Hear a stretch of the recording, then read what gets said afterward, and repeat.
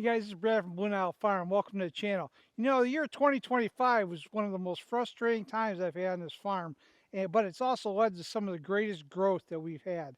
And, I'm expecting 2026 to really be an exponential year in a lot of different ways. But I kind of want to take you on a tour and show you things that happened in 2025 and how this farm is improving. As you watch my channel, you're going to notice all kinds of different developments, and I have lots of great content.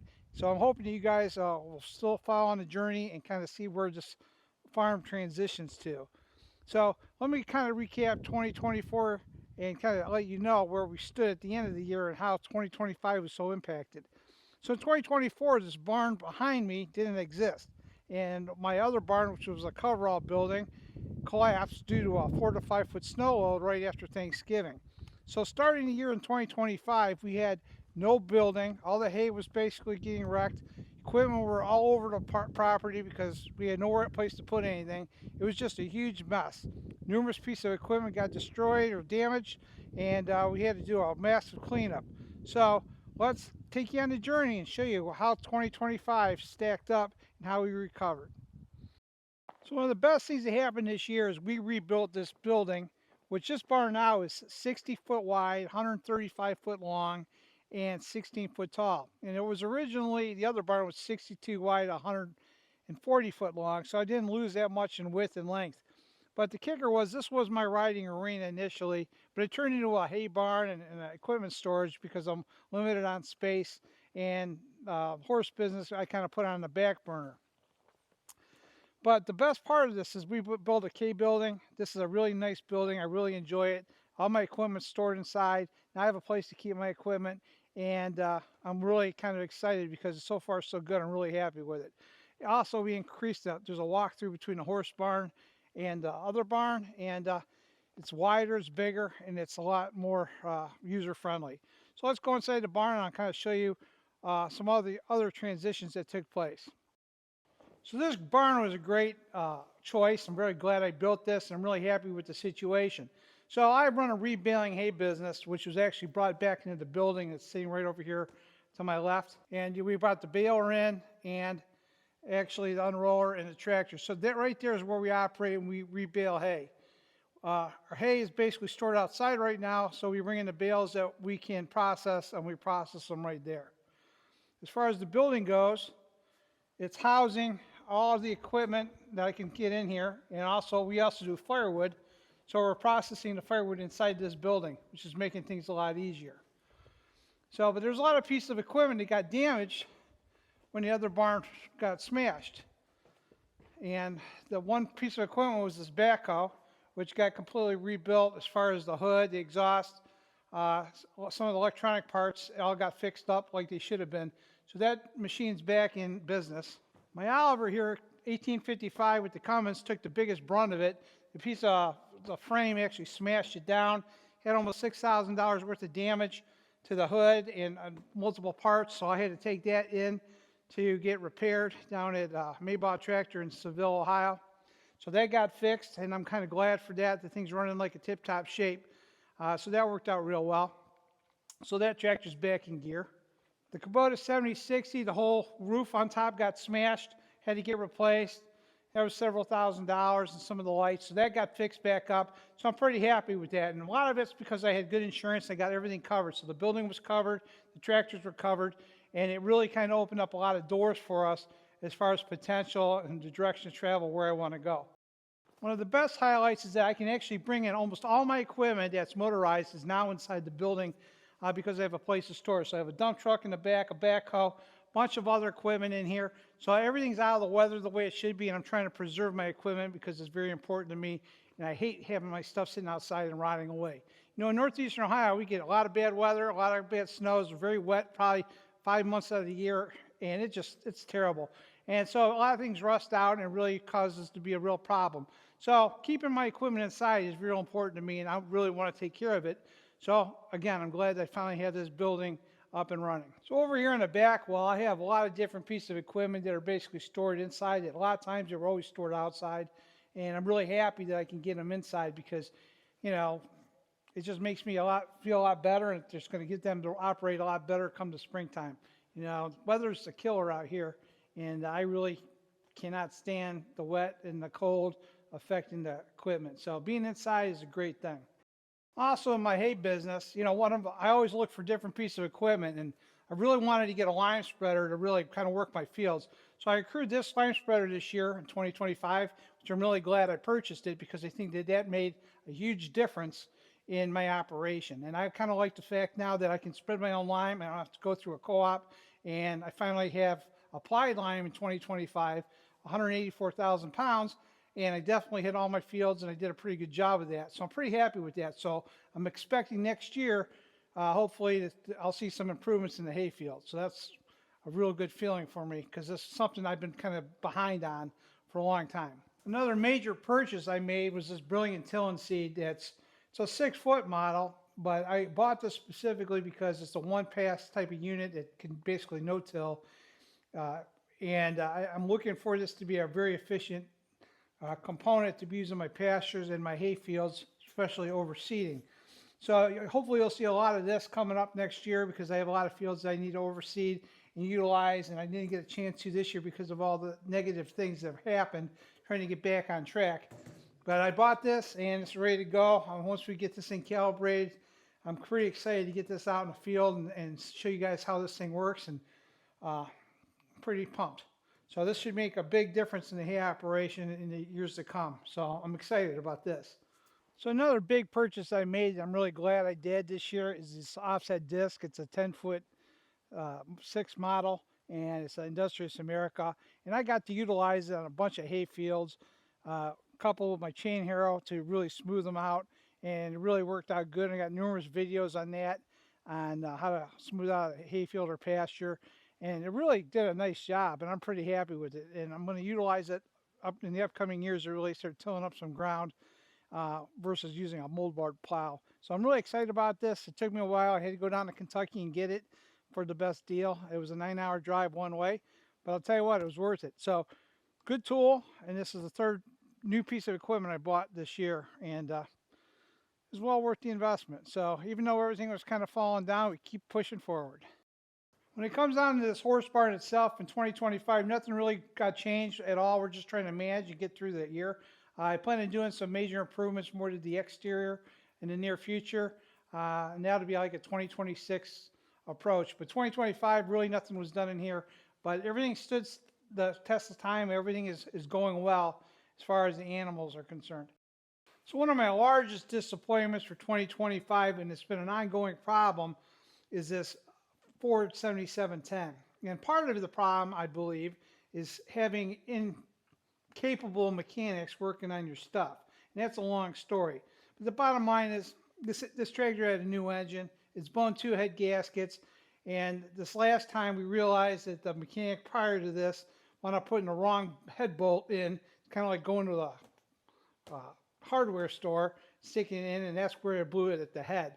And then it wound up having a bad clutch because they put a greasy clutch back into this machine. I mean, just incompetence as far as I'm concerned. And that's why I got done with that last mechanic. So all this money I spent, probably closer to 20 grand to get this stupid tractor fixed, has been pissed down the drain because of incompetence.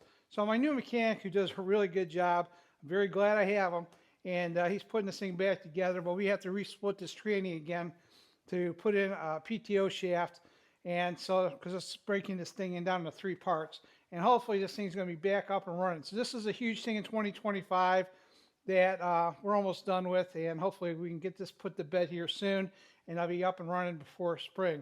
But there's been all kinds of mechanical breakdowns from trucks, trannies, cars, tractors. I mean, the list goes on and on and on. I mean, it's just crazy. But this is a big project that's costing me a lot of money. And I want to get this thing done because I've had more problems with my bigger tractors over the years.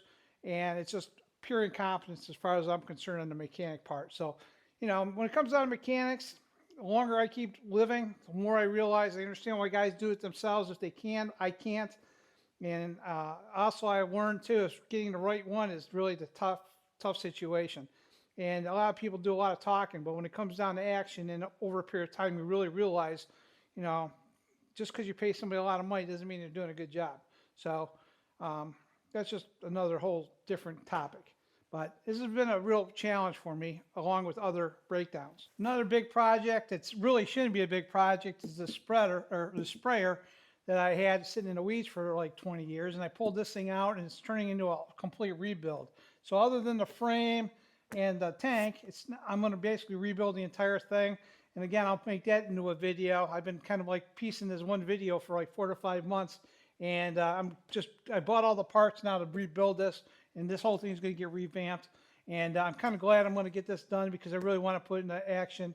And it's small enough for me to work around the farm and around the fence rows and stuff. But I definitely need to get a bigger sprayer in 26 so I can actually start working my fields a little bit more efficiently. This will not do it. I'll be there all day. I want to get one that's at least a 300 gallon and I can cover at least 28, 30 foot width. And that'll make life a lot easier. And as far as it comes down to all these little things, over here is a cab for my Ford or my Oliver 1855. This is going to get painted, put back together. I hopefully can start getting that Ford or the Oliver actually painted and put back together.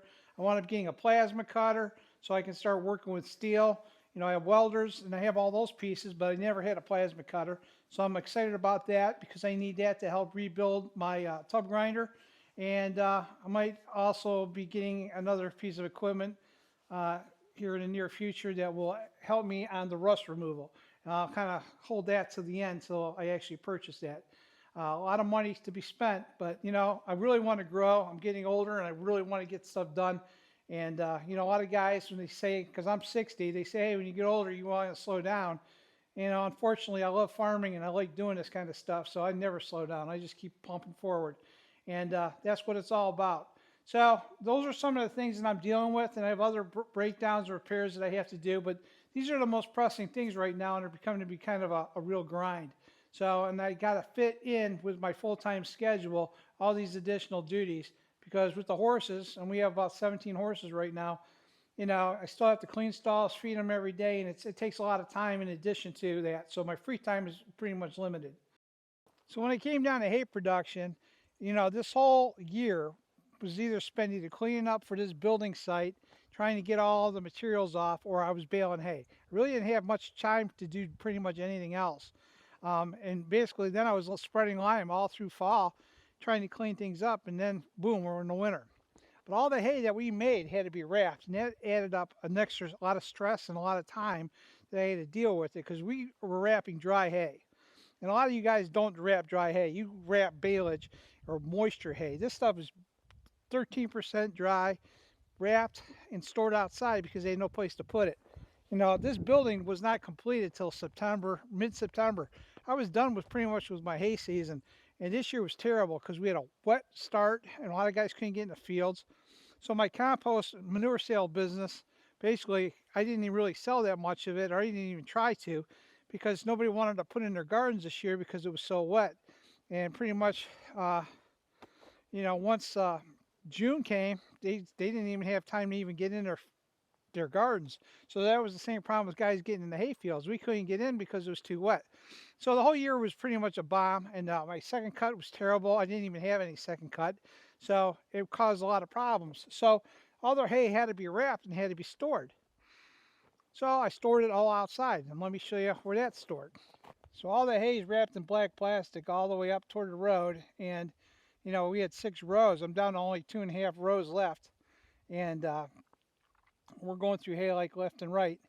And it's been a real battle. But I'll tell you what, the way I have it stored this year, and I made videos on how to store dry hay, it's really made a huge improvement. And I'm very glad the way I did it. So I would definitely do it again. You know, there's no regrets the way I did it. And you know, they're all sitting on top of wood chips. They're about 12 inches, you know, thick, 6 to 12 inches depending on where low the spots were. And really made a difference and kept the bottoms dry and everything's dry. And because they're not stacked, it seems like the bales inside have really very little wet spots. The only wet spots are on the northeast, actually north corner of the bale. And I think that's due to sun. So one big project that I wanted to get done that ties into my tub grinder that took about a year to get done was to get this mill finished. And there's a lot of flash rust that's starting to come on it. We'll clean that up. But this mill is basically the heart and soul of my tub grinder. and I had it redesigned so it actually really chews up wood versus just slaps at it. And my whole plan is to rebuild that tub grinder. And that's part of the reason why I'm trying to get my welding and my plasma cutter and my shop really up in par, because I want to start getting into some fabrication work and also some body work to kind of take care of my equipment. So a lot of things are changing, and I'm kind of excited about that. But this is part of my land clearing side work and projects that I do on my farm, and I want to get this up and running to make my own chips and my own mulch. So this is an exciting part, and a lot of creative design are going to be starting up. So this is the tub grinder. We have the engine completely working properly. Everything on the machine works as it should. It runs really good. That's the good part. The downfall is we have to build the mill in the back, and that's where that mill came back, and that's together. Now I have to kind of create the box and redo the mechanics of that so we can get this in use. So that's going to be the key, hopefully, for 2026. I can get that project started and hopefully get this up and running, because this is a long time overdue, and it's imperative I get this going. So I'm kind of excited about that, and hopefully we can fit that in 2026. One thing that's kind of new for me as far as like firewood business, because I've prepared to get into it, and it's been a slow ride, but because of everything collapsing last year, I put everything on hold. But we started doing some bundling, and we're still in the process of doing this, and I haven't really marketed the firewood really aggressively this winter, but I'm expecting to come, soon. And but we're still trying to kind of still manage the situation, because it's not as easy this year as it was previous years because of everything happening. But firewood business is something I'm really trying to strive forward on, and you'll see more of that come the future videos that we continue to do. One of the other biggest things that I deal with on the farm is YouTube, and I started to do the YouTube. I started in 2024, and 2025 was my second year. And I started in April, so not even a full 2 years. And right now I'm almost got 2,800, almost 2,900 subscribers, and so that's doing pretty well. And I got monetized in February of 2025, where I actually hit 1,000 subscribers and my 4,000 view hours. So YouTube I enjoy doing. I really like it. I'm learning how to do it. I think I've really got a better handle of it than when I first started. I have lots of creative ideas, I think, and I'm trying to diversify it to kind of meet everybody's demands and needs. So I'm trying to make better videos. If you guys got any suggestions, I always want to hear from them. And I try to at least make them educational, not just kind of a show and tell gig. But I enjoy it, and I like doing it. And I really appreciate the support you guys that do enjoy my videos. So again, that's a big thing, and I think you're going to see a lot more stuff coming in 2026, and a lot of new different ideas and things that happen on my farm. Because my farm is constantly changing. And this is a horse farm, and I'll start talking about that topic down the road here, because that'll open up a whole can of worms for some people. But other than that, 2025 had lots of challenges, a lot of pitfalls, but I never let that down, and I keep driving forward, and that's really what I do. So I'm pretty excited for 2026. There's going to be some huge changes in 2026, and I'm not going to kind of let the cat out of the bag yet. But things are going to change big time, and I'm looking forward to that. So guys, thanks for watching this video on the 2025 year of the good and the bad. And I'm glad that hopefully, like I say, if you're really curious to see what happened in 2024, go back and watch that one. And I kind of highlight the issues that I had back then, kind of give you a taste of how I got here in 2025. And I'm going to make these videos annually, because it's kind of like a posterity video of all the things that happened in my life and how this farm changes. Because no matter who you are and where you live, you have your own story. And this just happens to be my story. And my struggles may be the same as yours. So hopefully you enjoy it, and hopefully this was helpful and give you kind of an idea of some of the struggles that you do face when you deal with the farming environment, because it is a lot different than just living in the suburbs. So until next time, thanks for watching, guys, and I'll talk to you soon.